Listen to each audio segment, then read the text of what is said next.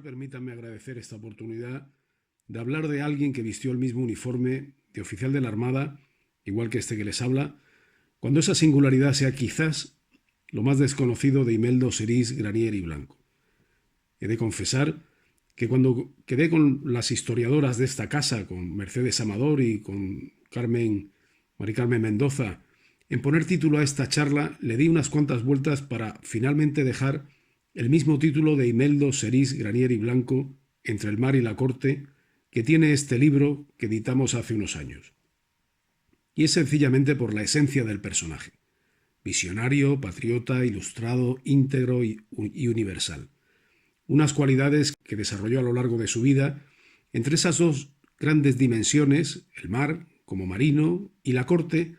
como jefe de la Casa Real de Isabel II, como senador por Canarias y como diputado por Tenerife. Unas cualidades que me gustaría describirles con un poco más de detalle, si me permiten, para entender su pensamiento, su forma de actuar, sus logros y quizás también el sentido de sus deseos y anhelos que no pudo realizar porque la muerte se lo llevó demasiado precipitadamente. Con lo de visionario me refiero a su capacidad para predecir los acontecimientos o para entenderlos en su justa medida tras un instintivo pero profundo análisis de solo unas pocas evidencias. Esto es algo con lo que se nace, con lo que nacen unos pocos, un don, pero un don muy útil en tiempos cambiantes donde los antiguos estándares morales ya no eran un referente obligado. A este respecto, les pondré en antecedentes de un hecho histórico extraordinario, no bien conocido y mucho menos valorado, pero un importante punto de inflexión en las relaciones internacionales. Bien conocemos la victoria tinerfeña contra Nelson de 1797, quizás nos resulte más desconocida la victoria en 1806, el año siguiente a Trafalgar, del capitán de navío español Liniers contra los británicos, a los que echó del Río de la Plata, pero lo que seguramente no saben es que, como consecuencia de estas importantes derrotas británicas, en 1807, el gobierno del duque de Portland, a instancia de Lord Castlereagh, concluye que la estrategia de guerra directa es un error. A partir de entonces,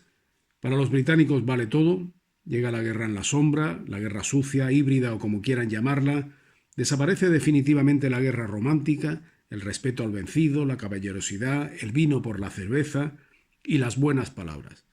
Es el ambiente al que se tendrían que enfrentar nuestros políticos y militares a partir de entonces sin adiestramiento previo. La segunda característica es su patriotismo. Les puede resultar quizás algo rancio este término, pero les puedo asegurar que esa sensación es fundamentalmente fruto de esta clase de guerra híbrida. Si desacreditamos el término, desacreditamos el concepto, que era el propósito de los que pretendían someternos. Sin embargo, el patriotismo es un sentimiento de amor y como la caridad, empieza por uno mismo, por el amor propio y la dignidad, por el amor y el respeto a tu familia, a tu barrio, a tu ciudad, a tu isla, etc. Imeldo Serís amaba profundamente a Santa Cruz, a Tenerife, a Canarias y a España, por ese orden. Nació en Santa Cruz el 29 de agosto de 1848 y fue bautizado en la iglesia matriz de la Concepción. Era hijo de Domingo Serís Granier Giraud y Manuela Blanco Pestano. Tuvo 4 hermanos: Emilio, María de la Concepción, Domingo y Ubaldo. Del amor que sentía por ellos y por su tierra, además de las múltiples donaciones que hizo a esta ciudad, nos queda la imagen del Cristo de Tacoronte que le acompañó toda la vida, desde que salió de aquí con tan solo 13 años y yace con él en el cementerio de San Rafael y San Roque, donde quiso ser enterrado.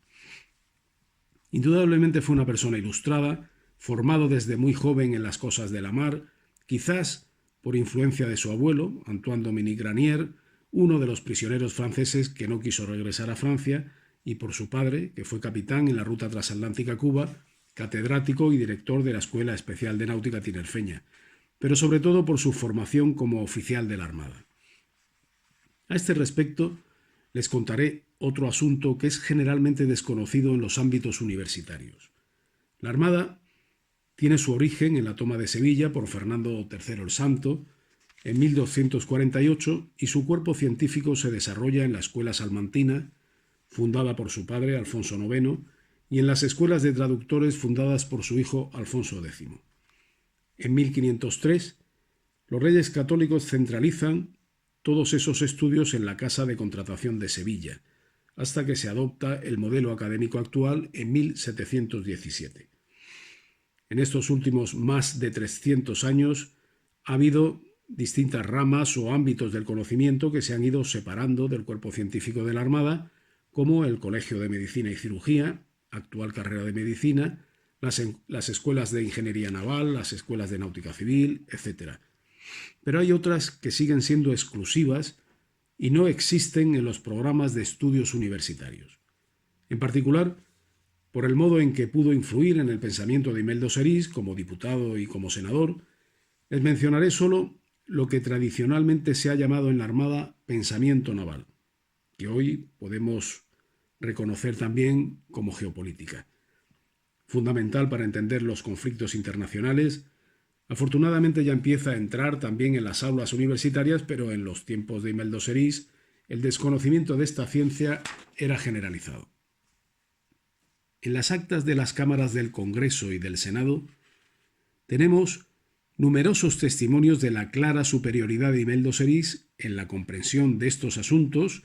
en comparación con muchos de sus compañeros de bancada y, lamentablemente también, de la soledad e incomprensión que por ese mismo motivo tuvo que sufrir. Como curiosidad, sobre su condición ilustrada les comentaré que tuvo de compañeros en la Escuela Naval a Isaac Peral, inventor del submarino moderno, a José Luis Díez, que introdujo el alumbrado por corriente alterna en España, o a Esteban Arriaga, quien le acompañaría también en San Rafael y San Roque después de fundar una saga de ilustres tinerfeños. En cuanto a la prueba de su integridad, va en su discurso, en sus acciones, en sus compañías y también en sus maestros. Entre ellos, les sorprenderá quizás, la destronada Isabel II y el también visionario marino y tinerfeño Juan Bautista de Antequera y Bobadilla. Sobre su universalidad,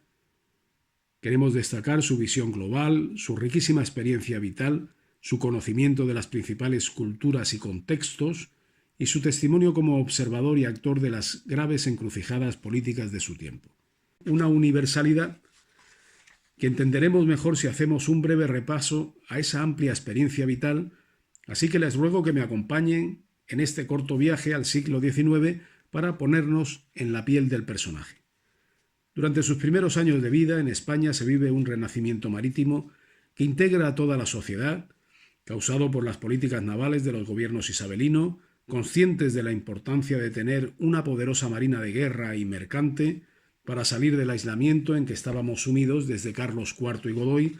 recuperar nuestra conexión con América y nuestro lugar en el concierto internacional. En 1865, con 17 años, ingresa en la Escuela Naval como aspirante a Guardia Marina del Cuerpo General de la Armada, durante la que sería para España la década prodigiosa del siglo XIX. 4 brigadieres de la Armada ocuparon en aquella década la comandancia de Marina de Canarias en Santa Cruz, por el aumento de nuestro tráfico y comercio con América. Algo inaudito que no se volvería a repetir. Nuestra Marina Mercante y la Armada llegaron a ser la tercera del mundo y la primera de América. Participamos en la expedición a la Conchinchina, en la Guerra de África, consolidando las posiciones de Ceuta y Melilla, en la anexión de Santo Domingo y en el envío de un cuerpo expedicionario a México. En aquellos años se envía una escuadra para restablecer también las relaciones con los países americanos de la costa del Pacífico tras la independencia, a la que a punto estuvo de incorporarse Imeldo Serís, que se encontraba entonces embarcado como guardiamarina en la moderna fragata Tetuán, la primera blindada construida en astilleros españoles. Ya había pasado por los buques escuela Villa de Bilbao y Juan Francisco de Asís. En el Pacífico tendría la oportunidad de coincidir con el capitán de navío tinerfeño Juan Bautista de Antequera, que mandaba la fragata blindada Numancia. Sin embargo, quiso el destino que la Tetuán tocase fondo al salir de Ferrol y fuera preciso dirigirse a los astilleros de Tolón a reparar, y de paso realizar unas mejoras en máquinas y cambiar la hélice para obtener mayor velocidad. Allí, Imeldo Serís tendría la oportunidad de practicar su francés y aprender durante varios meses en unos importantes y modernos astilleros. Cuando regresa a España, la escuadra del Pacífico ya se había retirado, una división al mando de Méndez Núñez, se dirige al Caribe con la responsabilidad de proteger todo nuestro comercio marítimo hasta las bocas del Plata. Otra, al mando de don Juan Bautista Topete,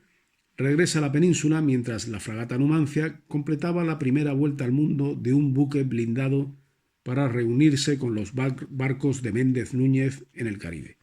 con los que también se reuniría la fragata Tetuán de Imeldo Serís, enviada a Cuba a integrarse en la escuadra de Méndez Núñez, y la Comandancia General de Marina de La Habana, entonces la fuerza naval más importante de toda América, fruto de un desarrollo industrial y una prosperidad económica que empezaba a ser muy incómoda para determinadas potencias e intereses, que ya movían sus hilos en la sombra contra España. Imeldo Serís sería testigo directo de aquella prosperidad cubana y lo contaría en el Congreso casi 30 años más tarde, con estas palabras: esa época feliz para Cuba que no volverá, época en que era tal el bienestar, el reposo y el desahogo que se sentía en todas las clases sociales que no se conocía el pobre, época en que la tranquilidad en los campos era tan grande que el caminante podía dirigirse del ingenio al cafetal y desde éste hasta lo más recóndito de la manigua en la seguridad de no ser molestado por nadie, época en que el viajante podía acercarse a las puertas de las casas que encontrase a su paso, seguro de obtener una cariñosísima acogida, una cama donde reposar y un cubierto a la mesa de aquellos moradores, sin que nadie le preguntara quién era, dónde iba, ni de dónde venía, época en que la hospitalidad era tal que no había necesidad de recurso ninguno para atravesar los campos. El desastre ya se estaba cocinando cuando la fragata Tetuán navegaba hacia la perla del Caribe. En Ostende se firmaba un acuerdo para derrocar a Isabel II por iniciativa del general Prim, un mero instrumento en manos de intereses extranjeros que obedecían a un plan trazado en 1854, casualmente también en Ostende, en la Conferencia de Embajadores de los Estados Unidos, a la sombra de la doctrina Monroe y el Destino Manifiesto,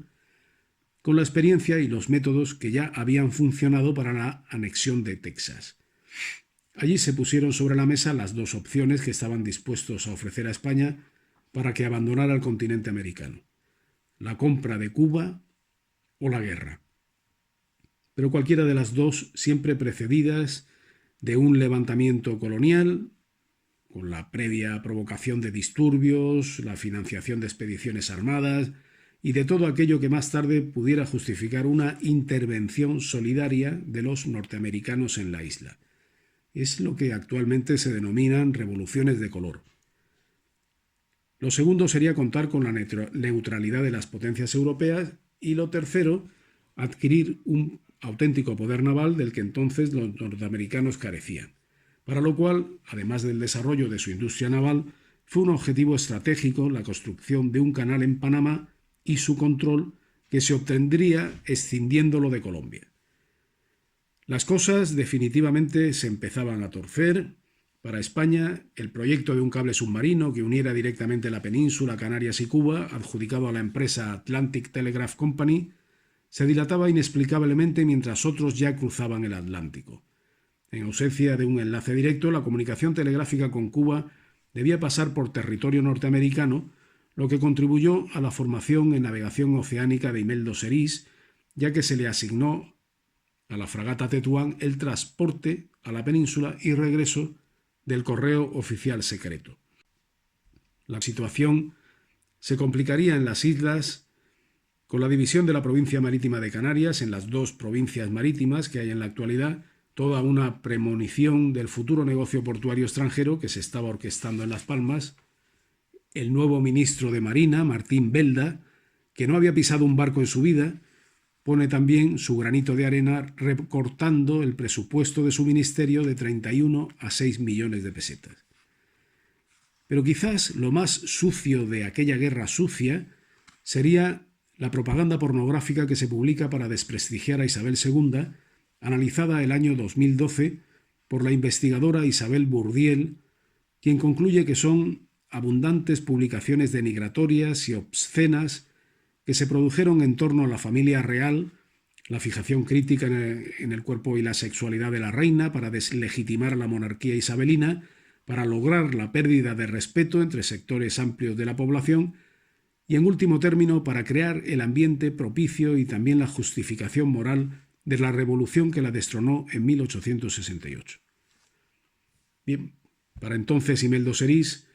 después de más de 2 años en la Tetuán, regresa a la península, embarca brevemente en las fragatas Lealtad e Isabel II y con el resto de sus compañeros en la corbeta escuela Ferrolana. En septiembre de 1868 ocurre lo que se venía a largo tiempo planeando, derrocar a la reina cuando estaba de vacaciones en San Sebastián. El plan era magistral. A Prim, Sagasta y Ruiz Zorrilla los habían adoctrinado en Londres y alojado en el mismo barrio de Somers Town, donde antes lo habían hecho con San Martín, Bolívar, etc., y a la Armada, que tradicionalmente no participaba en revueltas internas, la habían sacado de su imparcialidad con las maniobras presupuestarias de Martín Belda. De la Revolución cubana se encargaría Carlos Manuel de Céspedes, con el grito de Yara por esas mismas fechas. Adoctrinado igual que Prim, ambos se conocían desde hacía tiempo, del mismo modo que ambos morirían con pocos años de diferencia una vez servida la causa revolucionaria que haría caja en bancos extranjeros.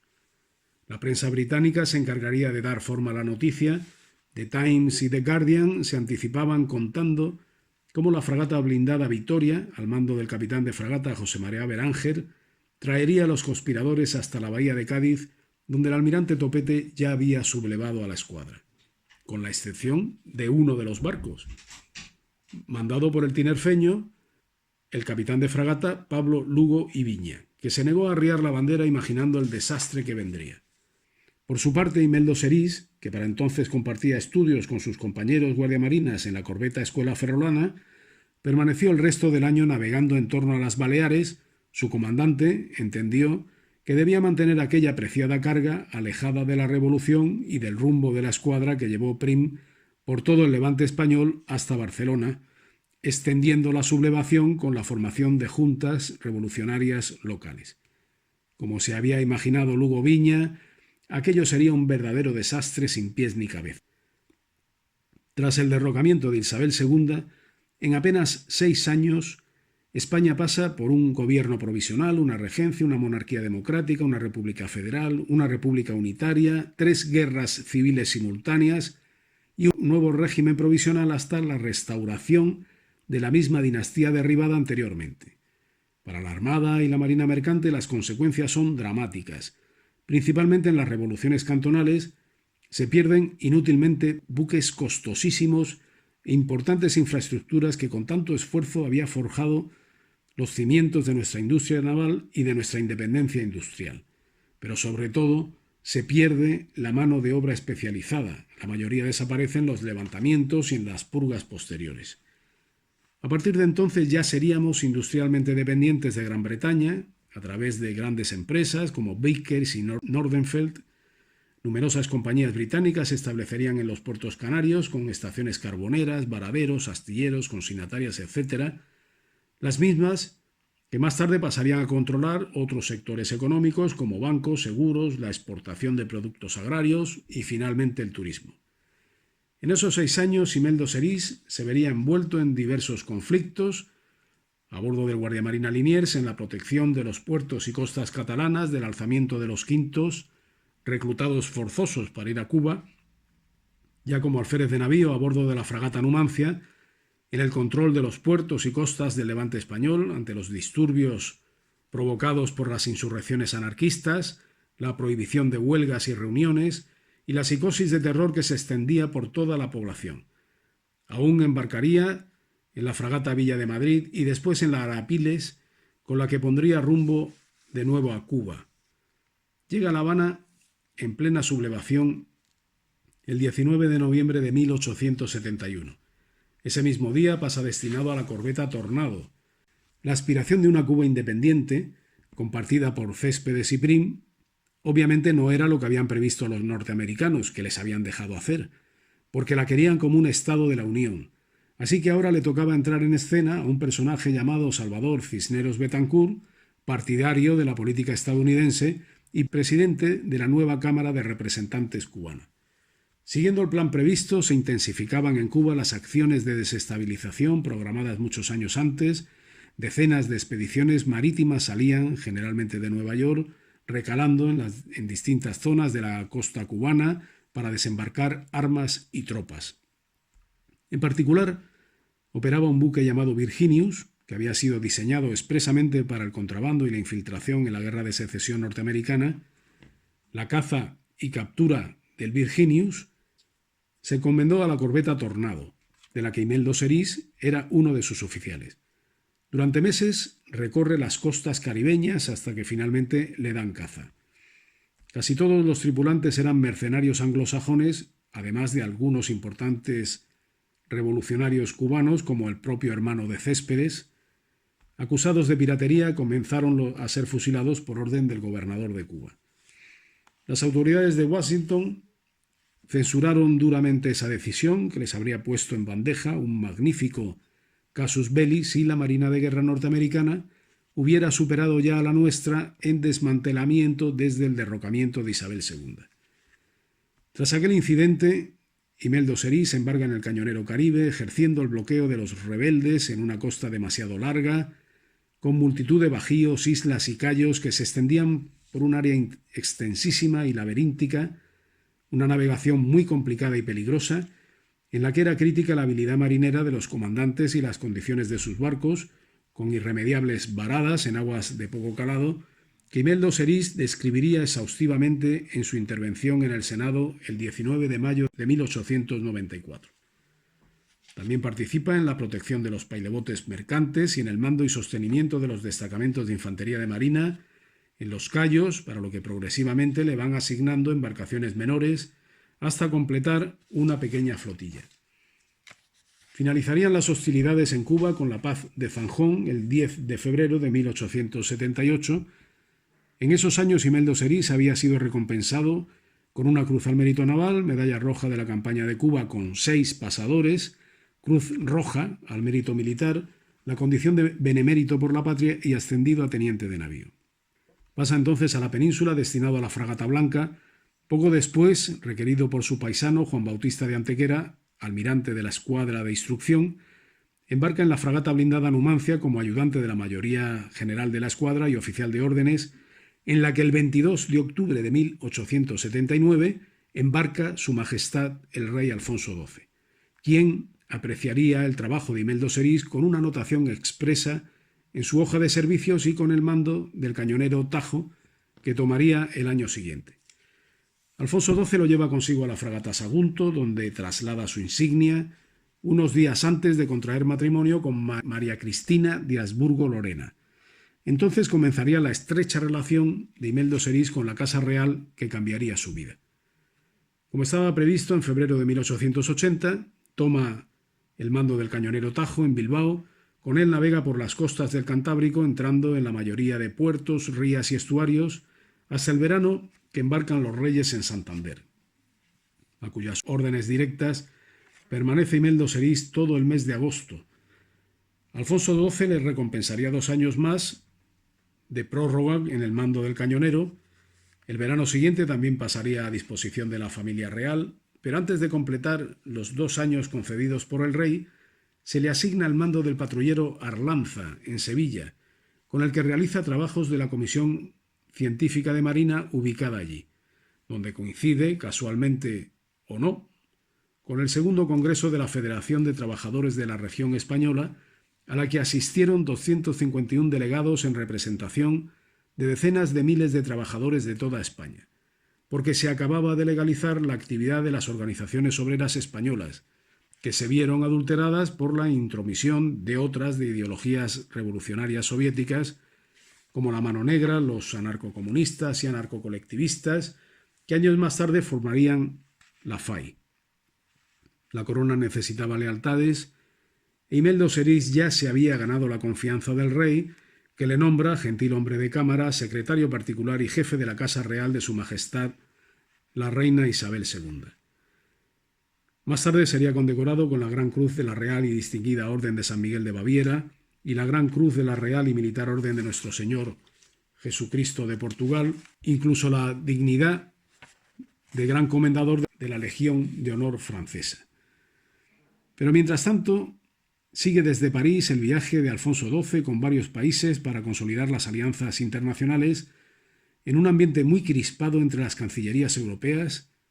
Anticipándose, el ahora ministro de Marina, Juan Bautista de Antequera, redacta un plan naval para reconstruir la escuadra con los acorazados necesarios para proteger nuestros intereses y territorios ultramarinos ante lo que se avecinaba. Los norteamericanos, por su parte, desarrollan sus astilleros, buques y oficinas de inteligencia naval, tal como habían decidido en Ostende en 1854, el navalismo, la importante corriente de pensamiento naval de Alfred Mahan, planteaba el expansionismo estadounidense por el Atlántico hasta las Canarias, incluida Madeiras y Azores, y por el Pacífico hasta las Filipinas. Mientras, en la Conferencia de Berlín de 1884 para la expansión y repartición colonial de África, se establecía la regla de derecho internacional uti possidetis iure: el que controle un territorio es suyo, lo que provoca una carrera entre naciones por ese continente. Desde el Palacio de Castilla en París, como jefe de la Casa Real de Isabel II, Imeldo Serís tendría la oportunidad de seguir todos los acontecimientos internacionales, la pugna de británicos y alemanes por el control del Pacífico, las cesiones de España a Gran Bretaña del norte de Borneo y franquicias comerciales en Filipinas, el intento de expulsión de los españoles de las Islas Carolinas por los alemanes, el proyecto del submarino de Peral para compensar nuestro déficit naval y la muerte del rey en 1885 que apoyaba aquel extraordinario proyecto. Un proyecto, junto con el de los acorazados de Antequera, al que el nuevo ministro de Marina, José María Beranger, da carpetazo, sustituyéndolos por lo que llamaban cruceros protegidos, que nos llevarían al desastre de 1898. De lo que Imeldo Serís fue consciente desde el primer momento y explica sus desvelos por la protección de Canarias.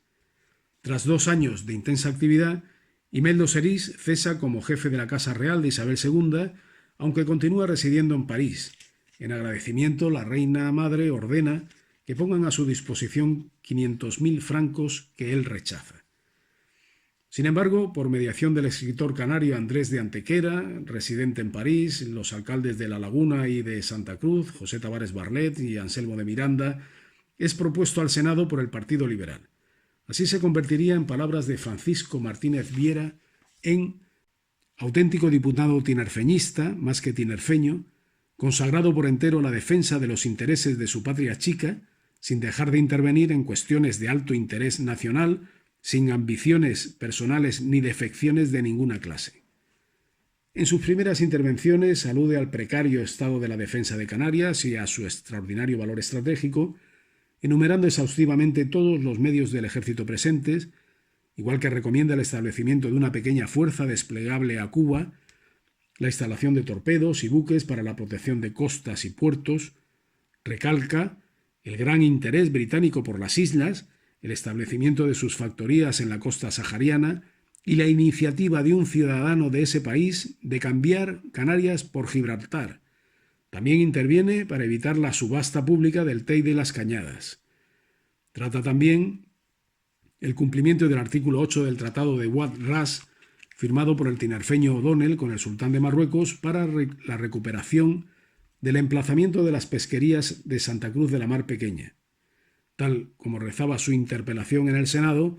¿acaso dicha industria no es tan importante para la provincia de Canarias como pueda serlo la lanera para Cataluña, la siderúrgica para Vizcaya o la alcornoquera para Extremadura? Insiste en la extraordinaria riqueza del Banco Pesquero Canario Sahariano, en el que, según él, un solo pescador recoge lo que 26 en los bancos de Terranova, un enorme potencial que podría redundar en el tejido industrial y comercial no solo de Canarias, sino de toda la nación. Hace referencia también al tema de los salazones canarios y a la extraordinaria condición de las embarcaciones y gente de mar de las islas, especialmente de Tenerife. Algo que entendió a la perfección la reina católica cuando en el segundo Tratado de Tordesillas de 1494 acordaba la posesión castellana de la costa africana entre Cabo Bojador y el sur de Agadir como parte de un mismo conjunto geopolítico canario, no eran capaces de entenderlo los compañeros de bancada de Imeldo Serís. Interviene en numerosas comisiones para la construcción de carreteras y vías férreas en todo el territorio nacional y en el proyecto de ley de la carretera de Santa Cruz de Tenerife a Buenavista y Candelaria. Agradece al Gobierno la presencia en Canarias de la escuadra de instrucción, expone además la importancia de esa presencia naval en el entorno geopolítico del archipiélago y los intereses de las demás potencias en la zona. Revela las gestiones de los británicos con el sultán de Marruecos para hacerse con el islote de Perejil y su importancia estratégica para cerrar el estrecho. Aclara incluso las dudas que tenía el propio ministro de Estado sobre la pertenencia de ese islote a España. El estallido de la Guerra de Cuba, con el grito de Baire de 1895, le permite aportar su gran experiencia caribeña interviniendo en el proyecto de ley sobre la reforma del régimen de gobierno y administración civil en Cuba y Puerto Rico. Expone también la precaria situación de los guardacostas para proteger las 1.600 millas de costa, denuncia la gravedad de la rotura y mantenimiento del cable submarino que unía la península con Tenerife, Canarias y África, por la importancia del negocio telegráfico y por la posible incomunicación de los canarios. Vuelve a insistir en el cumplimiento del artículo 8 del Tratado de Wad Ras para el establecimiento de Santa Cruz de la Mar Pequeña, añadiendo esta vez la importancia de los grandes recursos mineros de la costa sahariana. Y aún no había aparecido el petróleo. Denuncia la venta de la factoría británica de Cabo Lluvia al sultán de Marruecos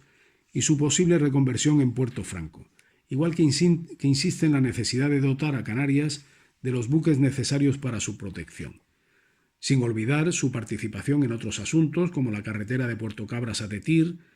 la declaración de los puertos de interés general de Sardina y Güímar, la importación y exportación de trigos y harinas en Canarias, la administración de justicia en las islas, los juzgados de La Laguna y el Colegio de Abogados, o sobre el régimen de puertos francos y tráfico de cabotaje entre la península, Canarias y Río de Oro. Incluso expone en el Senado un tema espinoso como el de las posibles reclutas forzosas de quintos en Canarias para Cuba. Intervino en la Cámara Alta con ocasión de la pérdida del crucero Reina Regente, con más de 400 desaparecidos, toda la dotación, y sobre la importante sospecha de la mala calidad intencionada de la construcción naval británica y de sus ingenieros, de la que habíamos llegado a depender después del atraso industrial y tecnológico al que nos había llevado el sexenio revolucionario. Los años 1896 y 97 pasa a la Cámara Baja al ser elegido diputado por Canarias. El escenario cubano sigue acaparando su atención y su preocupación, y en ese sentido interviene en defensa de la actuación del comandante del crucero, conde del Venadito, en la visita y registro del vapor filibustero Alliance, con sólidos argumentos de derecho marítimo internacional ante la tibieza del ministro de Estado y del de Marina, José María Beranger. Su preocupación por ese escenario se extiende también al tendido de un cable submarino entre Tenerife y Cuba para que no pasara por Estados Unidos y entre Tenerife y Senegal por nuestras posesiones en Guinea, también a los presupuestos y a la protección marítima de estos territorios, además del uso adecuado de nuestros buques de guerra y el contrato suscrito por el ministro de Marina con la Compañía Transatlántica para suministrar carbón a los buques españoles en todo el mundo. De las intervenciones de Imeldo Serís en los diarios de sesiones podemos ver claramente cómo se va anticipando a los dramáticos acontecimientos del 98, lo que no le impide ocuparse de otros asuntos como la construcción de los faros de Punta Rasca y Punta Teno, la declaración como puertos de interés general de Tazacorte y Arrieta, la construcción de varias carreteras como las de La Guancha y Cod o San Sebastián a Vallehermoso, y el conocido proyecto de un tranvía que uniría Santa Cruz con Icod. Incluso se ocupa de la creación de alojamientos y pabellones militares en Canarias para personal peninsular, y la conveniencia de una compensación económica por residencia en las islas, además de la reconversión de batallones en regimientos y la recomposición de los fuertes y defensas militares ante lo que pudiera ocurrir. Y lo que pudiera ocurrir ocurrió. Como era previsible, los cruceros protegidos españoles se hundieron indefensos ante el ataque de los acorazados norteamericanos Los anglosajones a uno y otro lado del Atlántico tenían cierta unidad de acción forjada en el ideario de John Ruskin, lo que por otra parte evitó que el desastre del 98 se extendiera a las islas Azores, Madeira y Canarias, que consideraban los británicos dentro de su área de influencia. Imeldo Serís regresa a la actividad parlamentaria en 1899, persiste su preocupación por la vulnerabilidad de Canarias, interviene en relación al presupuesto, la reconstrucción de la Armada, la necesaria potenciación de la Marina Mercante y la nacionalización de la construcción naval, recordando los méritos y excelente organización de la Marina en tiempos de Isabel II. También expone la necesidad de un arsenal en Canarias en Santa Cruz de Tenerife, aunque por aquellas fechas León y Castillo había entendido que el desarrollo de las islas dependía del mar y ya se había iniciado la construcción de un edificio, por supuesta suscripción popular, para trasladar la cabecera marítima del archipiélago de Tenerife a Las Palmas, un edificio que actualmente es la sede del Mando Naval de Canarias. Tampoco olvidó las infraestructuras marítimas como la construcción de los faros de Abona en Tenerife, San Cristóbal en La Gomera y el de Orchilla en el Hierro, el servicio de telégrafos a través del cable submarino, la ampliación de la Ley de Puertos Francos de Canarias o evitó la suspensión de los vapores que hacían el servicio de correos interinsulares. Participó en comisiones para la cesión del convento de San Francisco al Ayuntamiento de Santa Cruz, para las carreteras de Icod a La Guancha y de la Estaca a Valverde, de Gando a San Bartolomé, de Maspalomas a Las Palmas, en la creación de una escuela de artes y oficios y continuó con su esfuerzo para que el proyecto del tranvía llegara a buen término. Su trabajo parlamentario fue reconocido por el Ayuntamiento de Santa Cruz, poniéndole su nombre a la entonces Calle de la Luz. En octubre de 1900 se trasladaría a Tenerife para ver el inicio de las obras del tranvía que había impulsado desde el Senado y el Congreso. Continúa además trabajando en el desarrollo de infraestructuras como las carreteras del puerto de Güímar a Güímar, de Guía a Playa de San Juan, de Granadilla a Vilaflor, de la laguna a Tacoronte, de la laguna Santa Cruz y Buenavista, entre otras, o en la proposición de ley de cesión de los conventos de agustinos y monjas catalinas a los ayuntamientos de Tacoronte y Puerto de la Cruz respectivamente. Sin olvidar las infraestructuras marítimas como el faro de la Punta del Socorro en Tenerife, la declaración de puerto de interés general a los cristianos, los abrigos y el Puerto de la Cruz, entre otras infraestructuras portuarias. En su constante preocupación por la defensa del archipiélago y su posible incomunicación marítima, interviene en contra de un proyecto de ley promovido desde Las Palmas que pretendía suprimir la Capitanía General de Canarias y también en el proyecto de ley de reemplazo y reclutamiento en las islas. Pero el mayor número de sus intervenciones se deben a asuntos marítimos, a la modificación de la Ley de Puertos Francos, al tráfico con las colonias del África Occidental y muy especialmente a la reorganización y reconstrucción de la escuadra y a la forma en que se estaba haciendo. El 16 de noviembre de 1904, Imeldo Serís, Granier y Blanco, fallece repentinamente, justo la víspera de su intervención más importante en contra del proyecto de ley de reorganización de la Armada, una ley que amparaba una escuadra claramente insuficiente para la protección de Canarias, cosa que le tenía verdaderamente preocupado. En el testamento legó a Santa Cruz su biblioteca, diversos objetos personales que se conservan en el Museo Municipal, además de una importante cantidad para la construcción y dotación de un edificio dedicado a la caridad o a la enseñanza, en el que siempre debía ondear la bandera de España, y si, como era su temor, las islas caían en manos de una potencia extranjera, que en él se ubicara el Consulado de España. Un edificio que, como saben, se encuentra en la avenida 25 de Julio, casualmente justo donde arranca la calle Almirante o General Antequera, que alberga la Universidad Menéndez Pelayo, entre otros organismos. Afortunadamente sus temores no se hicieron realidad, aunque la situación se saldó a favor de Gran Bretaña, que consiguió los contratos para la construcción de nuestros barcos con la creación de la Sociedad Española de Construcción Naval, liderada por Vickers, antecedente de la actual Navantia, además de construcciones aeronáuticas y otras industrias que con una producción modesta favorecía los intereses británicos en España y les permitía el control del estrecho de Gibraltar. A Imeldo Serís se le dio sepultura en el cementerio de San Lorenzo en Madrid, como era su voluntad, con el uniforme de teniente de navío de primera clase y con la imagen del Cristo de Tacoronte que le había acompañado desde que dejó Tenerife con tan solo 13 años de edad. Posteriormente, sería trasladado a un mausoleo en el cementerio de San Rafael y San Roque, en Santa Cruz de Tenerife, donde reposa en la actualidad. Muchas gracias por su atención.